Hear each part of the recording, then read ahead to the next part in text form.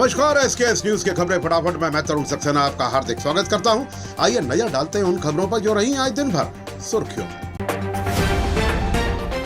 Block Congress committee क्रमांक 4 के नेतृत्व में किला गेट स्थित हनुमान मंदिर पर कांग्रेस जनों ने सामूहिक रूप से हनुमान चालीसा का पाठ एवं धार्मिक आस्था एवं सनातन परंपराओं की रक्षा की प्रार्थना की। इसके उपरांत भगवान श्री हनुमान जी को निवेदन पत्र अर्पित किया गया कि धार्मिक स्थलों पर श्रद्धालुओं द्वारा चढ़ाए गए चढ़ावे एवं मंदिर से जुड़े कथित अनियमितताओं को निष्पक्ष जांच कर दोषियों के विरुद्ध कठोर कार्रवाई की जाए। साथ ही धार्मिक प्रतीकों एवं आराध्य देवों के प्रति किसी भी प्रकार के अनादर एवं अपमानजनक कृत्यों पर भी सख्त कानूनी कार्रवाई की मांग उठाई। सीएम हेल्पलाइन पर आई समस्याओं का निराकरण समय सीमा में नहीं करने पर प्रभारी कार्यपालन यंत्री, 3 उपयंत्री, जल प्रदाय सीवर कार्यरत नोडल अधिकारी, जन कल्याण को नोटिस जारी किया गया। इसके साथ ही दिए गए कार्यों में लापरवाही बरतने पर सहायक वर्ग 3 जल प्रदाय एवं सीवर संजय खेमरिया को नगर निगम द्वारा नोटिस जारी किया गया। जेल से छूट कर आने के बाद दर्शन करने गिरिराज जी जा रहे कार सवारों से रंजिश का बदला लेने के लिए बोलेरो से आए बदमाशों ने हमला कर दिया। पहले कार में टक्कर मारी, फिर हथियारों के दम पर मारपीट की घटना सोमवार रात गोला का मंदिर थाना क्षेत्र के जेबी मंगाराम फैक्ट्री के सामने की है। मारपीट में गंभीर रूप से घायल युवक अनुज वाजपेयी ने उपचार के दौरान मंगलवार को दम तोड़ दिया। पुलिस ने आरोपियों के खिलाफ हत्या के प्रयास के मामले को हत्या के मामले में तब्दील कर दिया गया और दबिश देकर एक आरोपी को पकड़ लिया गया है। अभी तक साइबर ठग मोबाइल फोन पर जानकारी लेकर ठगी की वारदातों को अंजाम देते थे, लेकिन अब उससे भी आगे निकलकर आधार लॉक कर रहे हैं और नई सिम जारी कराकर ठगी की वारदात को अंजाम दे रहे हैं। एक प्राइवेट बैंक कर्मचारी को निशाना बनाकर इसी तरीके की ठगी की वारदात को अंजाम दिया गया। घटना महाराजपुरा थाना क्षेत्र के आदर्शपुरम की है। जीवाजी विश्वविद्यालय के अधीन मुरैना में चल रहे एसआरडी कॉलेज के संचालक ने विश्वविद्यालय की ₹6 लाख से ज्यादा की राशि डकार ली। परीक्षाएं कराने के लिए इस कॉलेज को जेयू ने अग्रिम राशि के रूप में पैसे भेजे थे। परीक्षा हुई 3 साल हो चुके हैं, मगर हिसाब के बाद जो ₹6,12,000 शेष बचे हैं, वह पैसा विश्वविद्यालय में जमा करने में कॉलेज संचालक आनाकानी कर रहा है। जेयू ने इस राशि को जमा करने के लिए नोटिस भी भेजा, मगर मनमर्जी चला रहे कॉलेज संचालक पर इसका कोई असर नहीं। झमाझम बारिश जिसका शहर वासियों को बेसब्री से इंतजार था, वह आई और खूब आई। शहर वासियों को जहां बारिश के चलते उमस और गर्मी से राहत मिल गई, तो नगर निगम के जिम्मेदार अफसरों के पसीने छूटते रहे। पसीने इसलिए छूटे क्योंकि अभी तक कम वर्षा होने के कारण सब आराम से हाथ पर हाथ रखकर बैठे हुए थे। कहीं जल भराव की स्थिति नहीं बन रही थी। जैसे ही बारिश ने अपनी रफ्तार पकड़ी, वैसे ही शहर लबालब हो गया और सड़कों पर जहां नजर आया वहां पानी भरा दिखाई दिया। कॉलोनी मोहल्ले में पानी भर गया, जिसकी सूचना मिलने पर नगर निगम का अमला पहुंचा और जैसे तैसे बंद मुहाने खोलकर पानी की निकासी करवाई और अपनी जान बचाई। गजनी और लगान जैसी फिल्म में अपने दमदार अभिनय के लिए पहचाने जाने वाले अभिनेता प्रदीप रावत का मंगलवार शाम को निधन हो गया। वे पिछले 5 वर्षों से ब्लड कैंसर से जूझ रहे थे। इलाज के बाद उनकी हालत में सुधार हुआ था, लेकिन कुछ महीने पहले कैंसर रिटर्न हो गया। मध्य प्रदेश के राष्ट्रीय खाद्य सुरक्षा अधिनियम के पात्र हितग्राहियों को अगस्त और सितंबर माह के राशन सामग्री का एक मुश्त वितरण 31 अगस्त तक किया जाएगा।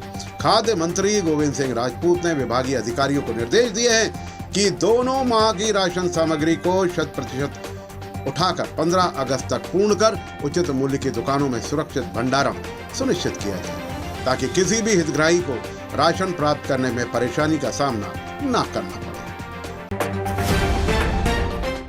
दतिया विधानसभा उपचुनाव में भाजपा को मिली हार के बाद पार्टी ने संगठन में समीक्षा शुरू कर दी है।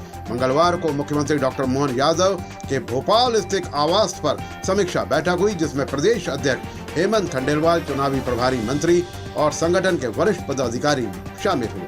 बैठक में हार के कारणों के संगठनों ने अंदर भीतरी घात की शिकायत और भविष्य की रणनीति पर चर्चा की। डाबर के कई प्रोडक्ट्स की बिक्री पर रोक लगा दी गई है। इसमें शहद और गाय का घी शामिल है। यह प्रोडक्ट 100% शुद्धता के दावे के साथ बेचे जा रहे थे। ये रोक खाने पीने सामानों के मानक तय करने वाली सरकारी संस्था food safety and standard of authority of India ने लगाई है। सरकार रुपए 2000 से अधिक के यूपीआई भुगतान पर चार्ज लगाने का विचार कर रही है। अगर ये प्रस्ताव लागू हुआ तो अब बड़ी रकम पर यूपीआई ट्रांसफर करने पर आपको अतिरिक्त शुल्क देना पड़ सकता है। फिलहाल यूपीआई लेन देन पूरी तरीके से फ्री है, लेकिन सरकारी सूत्रों के मुताबिक डिजिटल पेमेंट इकोसिस्टम को मजबूत बनाने एवं बैंक ऑफ मर्चेंट्स का खर्चे को कम करने के लिए इस बदलाव पर चर्चा चल रही है। ग्वालियर चंबल अंचल में बीती रात से हो रही मूसलाधार बारिश ने मौसम सुहाना तो कर दिया है, लेकिन साथ ही कई जगह जल भराव की स्थिति बन गई है। बोड़ापुर इलाके में बारिश का मजा लेते लोग दिखाई दे रहे हैं। कुछ लड़कियां सड़क पर खड़े पानी में सेल्फी लेते नजर आ रही हैं, तो वहीं दूसरी तरफ कुछ मनचले युवक तेज बारिश में बाइक पर खतरनाक स्टंट करते नजर आ रहे हैं। प्रशासन ने लोगों से बारिश के दौरान सावधानी बरतने की अपील की है। दाल हो, सब्जी हो या रात का दूध, हल्दी शायद ही कोई ऐसा घर हो जहां इस्तेमाल नहीं होती हो, लेकिन अगर यही हल्दी असली नहीं बल्कि चावल के टूटे दानों में रंग मिलाकर तैयार की गई हो तो क्या कहें। कानपुर के पनकी की एक मसाला फैक्ट्री में छापेमारी के दौरान अधिकारियों को ऐसे सुराग मिले हैं जहां हल्दी के नाम पर रंग मिला चावल पीसकर पाउडर बनाया जा रहा था। मौके से करीब 5,86,000 रुपए की संदिग्ध स्टॉक को जब्त किया गया है। पूरे मामले की सच्चाई लैब रिपोर्ट आने पर पता चलेगी। दरअसल जिस जगह पर बड़ी मात्रा में हल्दी पाउडर तैयार हो रहा था वह हल्दी मौजूद थी ही नहीं, उसकी जगह बड़ी मात्रा में चावल के टूटे हुए दाने, लिक्विड कलर और अन्य कच्चा माल रखा था। इसी से अधिकारियों को शक हुआ। हाल ही में एफडीए आयुक्त बने तुकाराम मुंडे ने आते ही नकली दूध के रैकेट का पर्दाफाश किया।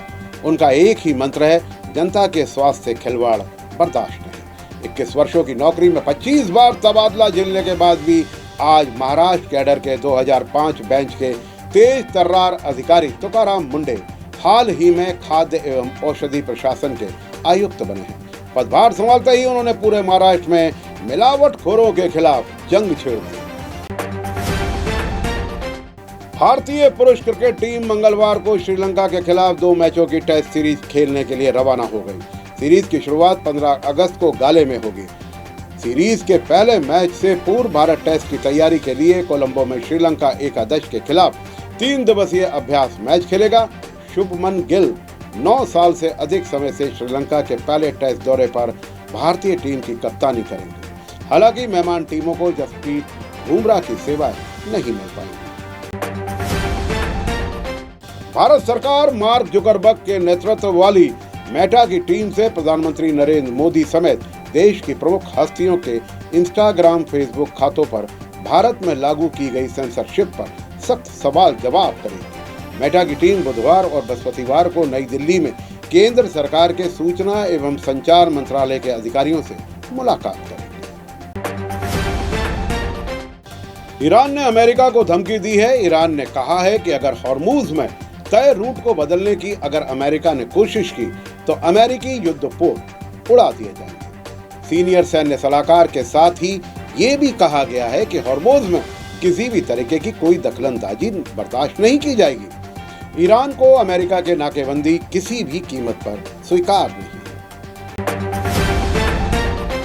कूटनीति में आज भारत की उस रणनीतिक चाल की बात करेंगे जिसने पूरी दुनिया के ऊर्जा बाजारों को हैरान कर दिया है। जब पश्चिम एशिया में तनाव बढ़ा और स्टेट ऑफ हॉर्मूज में जंग छिड़ी तो दुनिया को लगा कि भारत में बड़ा गैस संकट आने वाला है। वजह साफ थी, भारत अपनी 60% LNG गैस इसी समुद्री रास्ते से मंगाता था। सबको लगा कि अब कतर से सप्लाई रुकते ही भारत की फैक्ट्रियां एवं रसोई गैस थम जाएगी। लेकिन भारत ने ऐसा कूटनीतिक मास्टर स्ट्रोक खेला कि इस पूरे संकट के बाद भी देश में LNG से आयात घटने के बजाय 15% और बढ़ गया है। SKS न्यूज के खबरें फटाफट में फिलहाल के लिए इतना ही। उस तरुण को दीजिए इजाजत और आप देखते रहिए SKS न्यूज। नमस्कार।